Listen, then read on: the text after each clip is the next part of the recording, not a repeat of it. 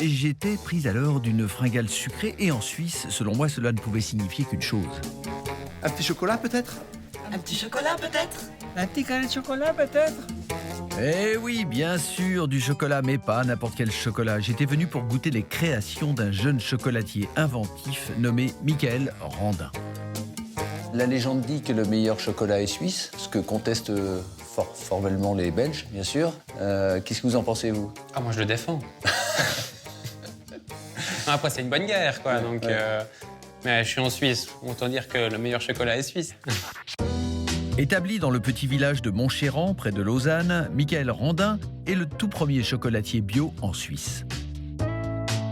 Ça, c'est un chocolat bio 54%, de République dominicaine. Mais ce n'est pas uniquement l'absence de pesticides qui explique l'appétence pour ces friandises primées. Manger en une fois, parce qu'on s'en met partout sinon. Ah, d'accord. Michael est aussi connu comme une sorte de savant fou dans la cuisine qui expérimente avec des ingrédients qu'en général on ne trouve pas dans une boîte de chocolat. Coriandre. Oui, sacré palais. Je m'inspire vraiment des éléments de la vie, de mes expériences. Et puis ce qui amène des fois des chocolats un peu fous, comme celui à l'olive grillée. La tentative la plus étrange que vous ayez faite, c'est quoi? Ou c'est à la saucisse au chou. Un chocolat à la saucisse au chou. Ben, là, c'est des amis en fait qui ont vu que je faisais des chocolats à l'olive et tout, puis pour m'embêter, en fait, ils m'ont dit voilà, on a l'anniversaire de notre pote, est-ce que tu es prêt à relever le défi de faire le chocolat à la saucisse au chou? Alors j'ai dit non parce que je savais pas ce que ça pouvait donner, puis je les ai fait de mon côté, puis je les ai amenés à la soirée. Alors c'était pas à refaire, on va dire. L'ingrédient le plus particulier dans le processus culinaire de Michael est peut-être son choix d'accompagnement musical. Apparemment, rien ne s'accorde mieux avec le chocolat que le heavy metal hardcore. J'ai pas forcément envie de rentrer dans un moule de... Enfin, on écoute de la musique classique en douceur. Voilà, c'est une concentration puis une vibration de bonheur. Je trouve qu'il y a un joli apport entre l'ambiance et ce qui se passe dans le chocolat puis ce qui se passe à l'intérieur de moi quand je le fais.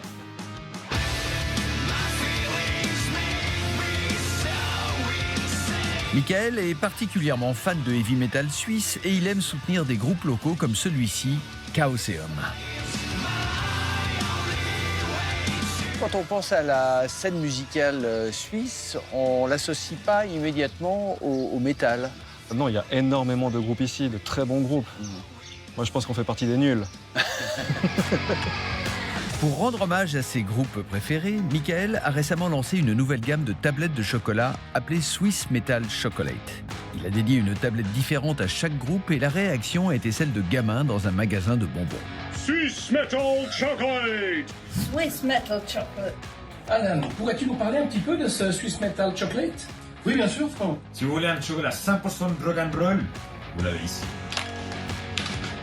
Donc c'est les meilleurs chocolatiers du métal de toute l'Europe. Rock'n'roll! Comment ils vous regardent, vos confrères chocolatiers? Alors, j'ai pas eu de retour. Après, c'est vrai qu'il y a pas mal d'étonnements au niveau des clients. Et puis, il y a eu une belle approche des groupes de métal. C'est parti dans un sens que j'avais pas prévu du tout.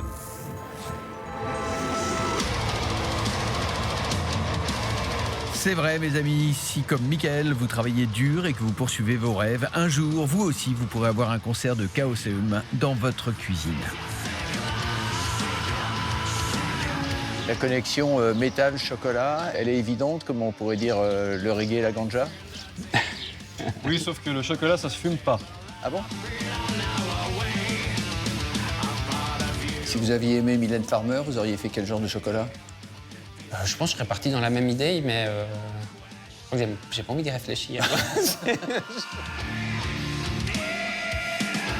La musique avait un effet étrange sur moi, ou peut-être était-ce juste une réaction diabétique à tout ce sucre.